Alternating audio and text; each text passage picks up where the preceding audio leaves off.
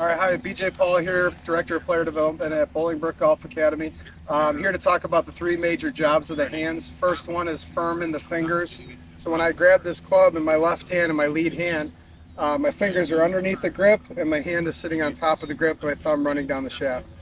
I want that firm pressure in the fingertips, so I'm taking my trigger fingers and putting firm pressure into the grip, taking these three fingers and going right into the knuckles of my hand here. So I do not want to squeeze with my hand. I want pinching firm pressure in the grip. Same thing with my right hand comes on, fingers are underneath the grip, hand sits right on top of the left thumb, and again, trigger finger pressure, two middle fingers of the right hand pressure into the grip so I have the club stabilized. Second major job in the hands is to make sure you get into a setup, let that club fall to the ground. Wherever that club falls to the ground is where the ball goes. Second major job would be to pick the club up and put it down. So my hands are doing this, my fingers are doing this, not my wrist. My wrist is just a lever that is moving up and down. And level to the ground is about as far as you really need to go with a wrist hinge.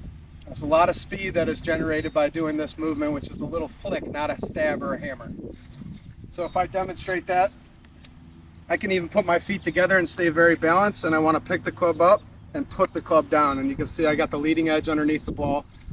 That's what I want to try to skill build here, is make sure that the leading edge goes down and underneath the ball without me actually taking a divot out of the ground, without me actually blading the ball and not putting it back down to the ground.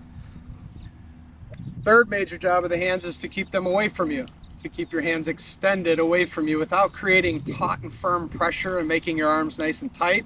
It's just however they hang, they are extended from you, and I want to maintain that extension as I take my hands away and move them through. If I do that, the ball just gets in the way and should brush the grass. I think that's the most important part of the hands, is to be able to keep the extension side to side as you go back and through.